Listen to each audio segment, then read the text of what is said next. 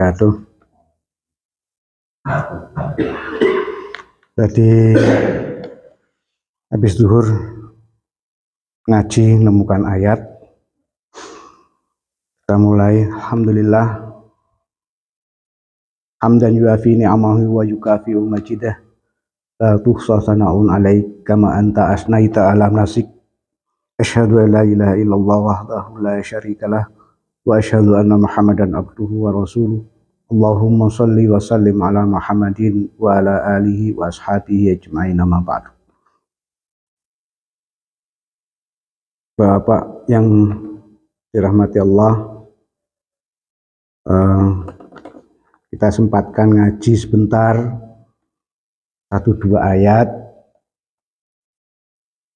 Ini saya menemukan ayat tadi habis zuhur ngaji dalam surat Al-Anfal. Nanti bisa dicek lagi kalau di rumah punya tafsir, punya terjemah. Dalam surat Al-Anfal ayat 9, di situ Allah berfirman,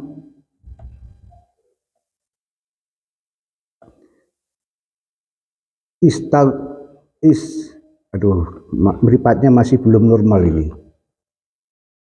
Istaghithuna rabbakum, dan seterusnya. Saya susah baca, saya bacakan artinya.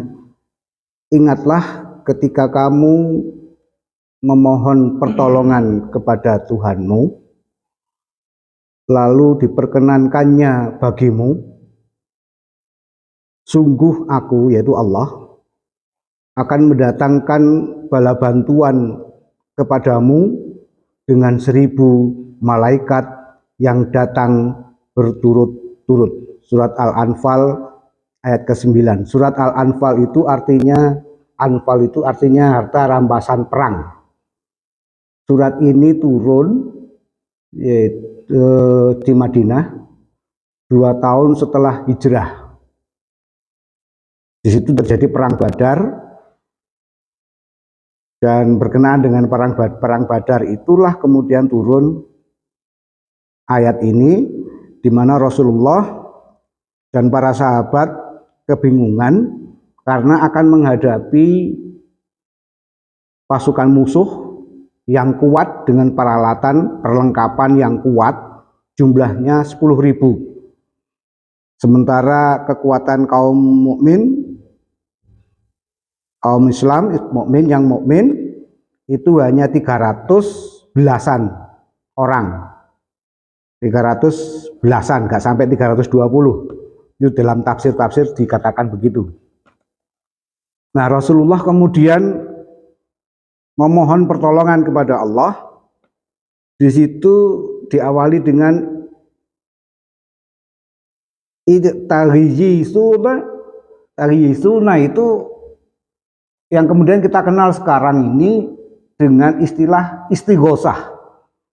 Jadi istighosah itu sebenarnya ada di dalam Al-Quran. Nanti tolong dicek dalam surat Al-Anfal ayat 9. Istaghisuna itu memohon pertolongan kepada Allah.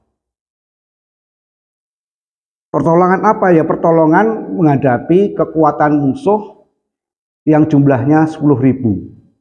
Sementara umat Islam hanya 300 belasan orang.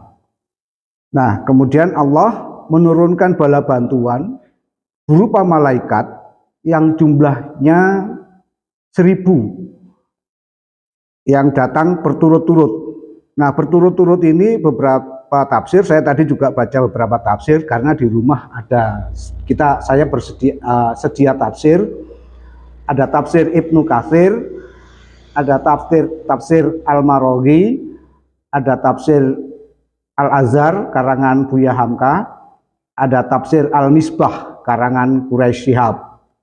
Itu saya baca.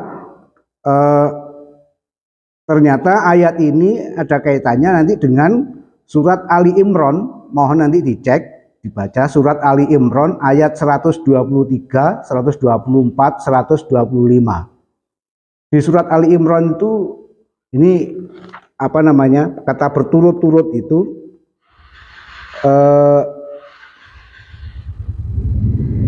murdifin itu berturut-turut. Di dalam Ali Imran ayat 123, 124, 125 itu dinyatakan jumlahnya itu bukan 1000 tapi 3000 malaikat dan 5000 malaikat yang akan membantu Rasulullah dan kaum muslimin pada waktu itu menghadapi kaum musyrik, kaum kafir Quraisy.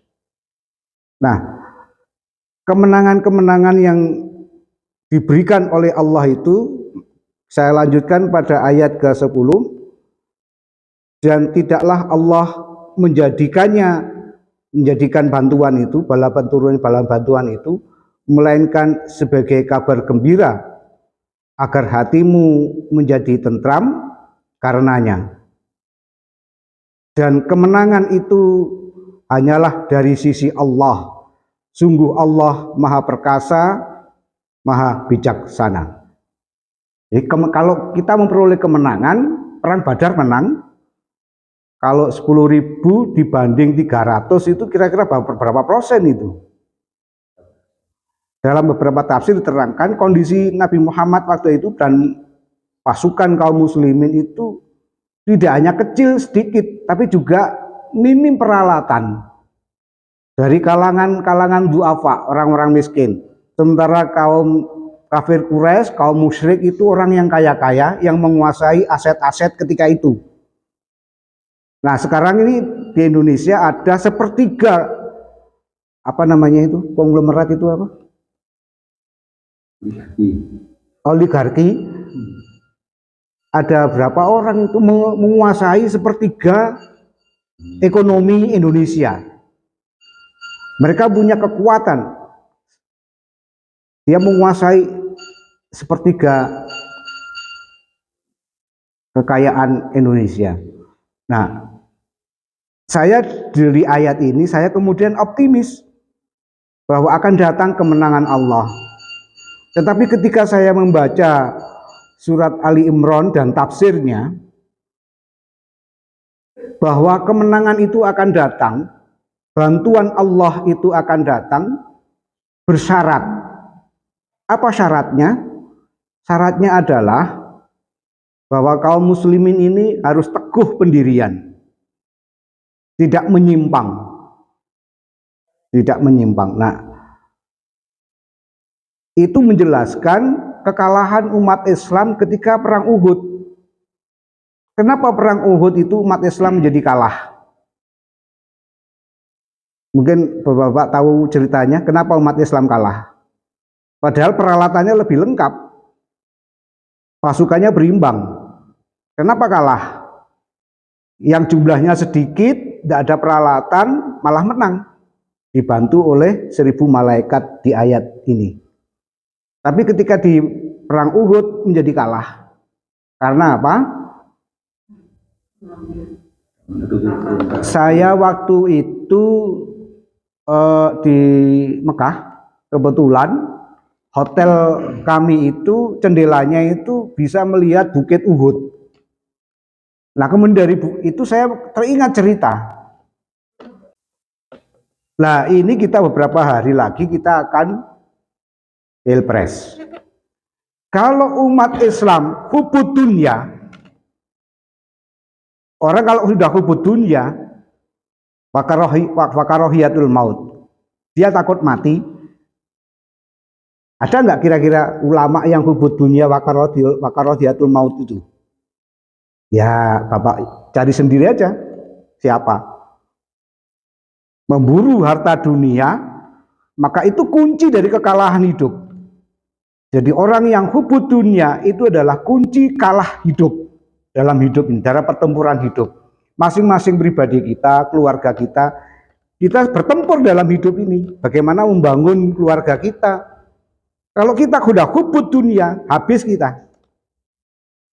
Seperti Qarun sudah hubud dunia, pernah saya sampaikan dalam surat Al-Qasas, baca nanti Al-Qasas ayat 84, bagaimana Qarun ditenggelamkan oleh Allah dengan harta-hartanya, itu karena Qarun ini hubud dunia.